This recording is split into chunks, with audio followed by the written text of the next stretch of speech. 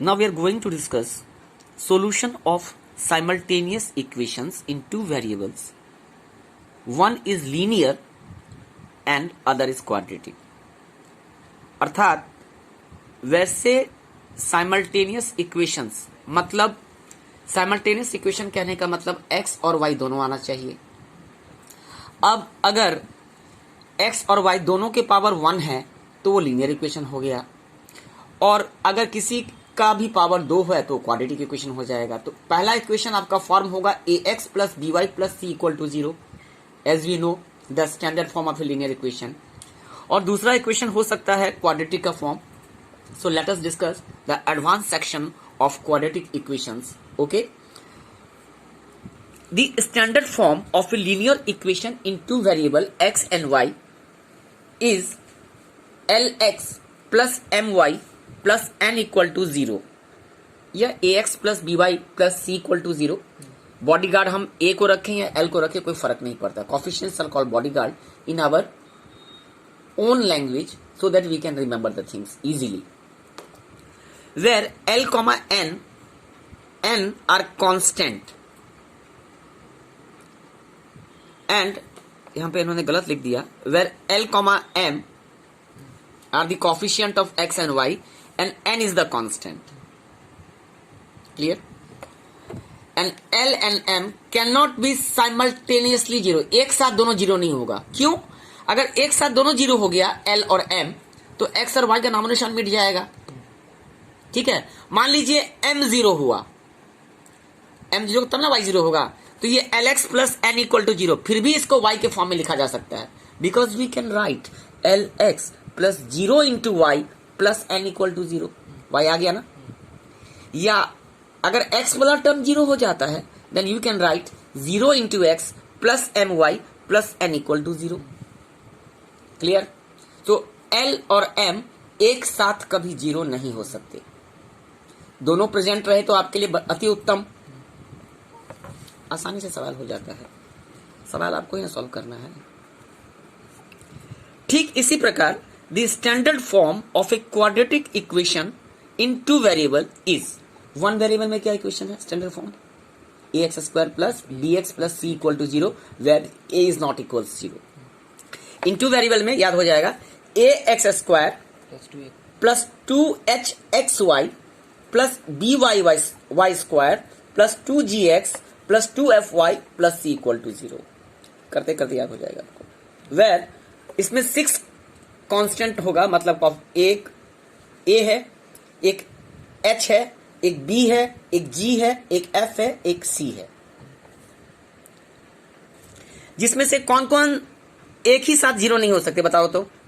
जिसमें x Y का term होगा, ये ए एक साथ जीरो नहीं हो सकता, एच जीरो नहीं हो सकता एक साथ, बी जीरो नहीं हो सकता एक साथ, जी जीरो नहीं हो सकता, और एफ ये सब एक साथ जीरो नहीं हो सकता। इसमें से एक दो टू जीरो हो सकता है, सब जीरो हो जाएगा तो गड़बड़ नहीं हो जाएगा। In this article regarding the solution of simultaneous equation in two variable in which one is linear, मतलब दोनों का पावर 1 है, एक्स का भी और वाई का भी, and the other is quadratic means x का पावर भी 2 और y का पावर भी 2। क्लियर? और जहां जहां x y होगा वहां भी पावर 2 हो जाएगा, 1 प्लस 1 2 हो गया ना। ये होमोजेनियस इक्वेशन नहीं है, आगे चल के पढ़ेंगे ग्रेजुएशन में what is the homogeneous equation.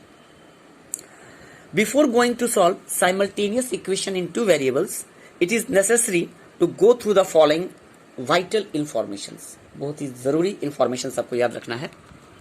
Information क्या है? The number of equations and the number of variables must be equal.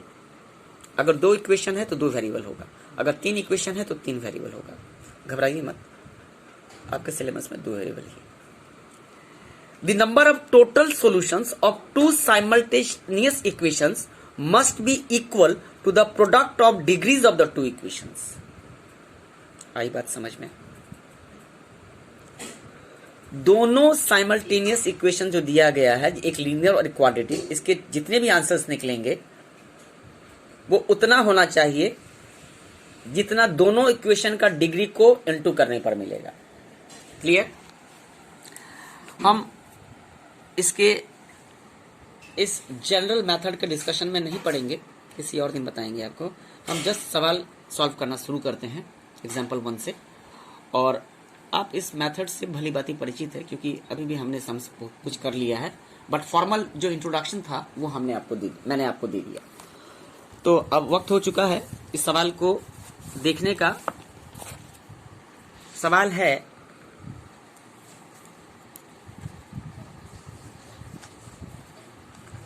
To X plus 3y plus 1 equal to 0, पहला इक्वेशन, और दूसरा दिया हुआ है X square minus Y square equal to 3। आप इसको इक्वेशन 1 और इसको इक्वेशन 2 पकड़ ली। सोल्यूशन यहीं से स्टार्ट कर दिया मैंने। हियर फ्रॉम इक्वेशन 1 या equation 1 implies you can write like also, but normally इधर ऐसा ही लिखा जाता है, तो बी 2x या y को चेंज करेंगे, y को, so better write 3y is equal to -1 minus twice x, y is equal to -1 minus 2x by 3। इसको इक्वेशन नंबर 3 पकड़ा जाए। अब जो निकला है तो उसको, जिससे निकला है उसमें तो पुट नहीं करेंगे, उसमें पुट कीजिएगा तो वही मिल जाएगा। ठीक है, समझ गए? तो दूसरा वाला हम पुट करेंगे। जिससे निकला है उसको छोड़ के जिससे नहीं पुट किए हैं उसमें पुट करेंगे जो बच गया था। सब्स्टिट्यूटिंग या पुटिंग जो लिखिए आप, पुटिंग आसानी पड़ता है लिखना। पुटिंग 3 इन द वैल्यू लिखने का टाइम नहीं है। पुटिंग 3 into इक्वेशन डाल दीजिए। हाँ, 3 को 2 में डालने पर अपने समझ जाएंगे ना, जहां पे y है वहां ही डाल देंगे।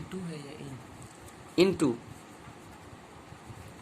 1 2 3 adjustment. Putting the value of y in equation 1 we get 1 में कहे तो फिर आपको वही मिल जाएगा ना, 2 we get X square minus Y की वैल्यू कितनी है, -1 माइनस 2x बाई 3 का whole square equal to 3। X square minus, थोड़ी सी कलाकारी करते हैं, माइनस कॉमन लेके 1 प्लस ट्वाइस एक्स को प्लस डाल देते हैं। एक्स स्क्वायर माइनस का प्लस हो जाएगा 1 प्लस 2x का whole square by 9 equal to 3। 9 LCM ले लें, 9x square minus 1 plus 2x का whole square equal to 27। 9 3 27 LCM से इंटू कर दिया गया। या तो इसको ब्रेक कर लीजिए या a plus B into minus B कर भी कर सकते हैं। 9x square minus 1 plus 4x square plus 2 to the 4x। Is it clear?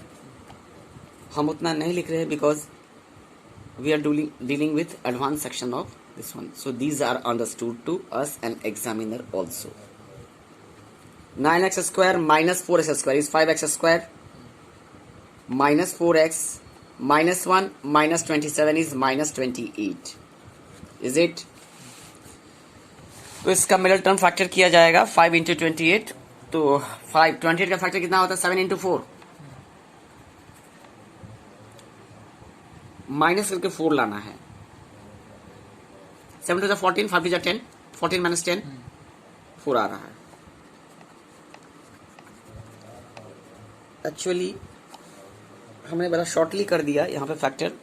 हम बता देना चाहते हैं कि फैक्टर की क्रिया कुछ ऐसे की जाती है कि फर्स्ट टर्म और लास्ट टर्म के कोफिशिएंट्स, मतलब जो बॉडी गार्ड है, उनको इंटू कर लीजिए।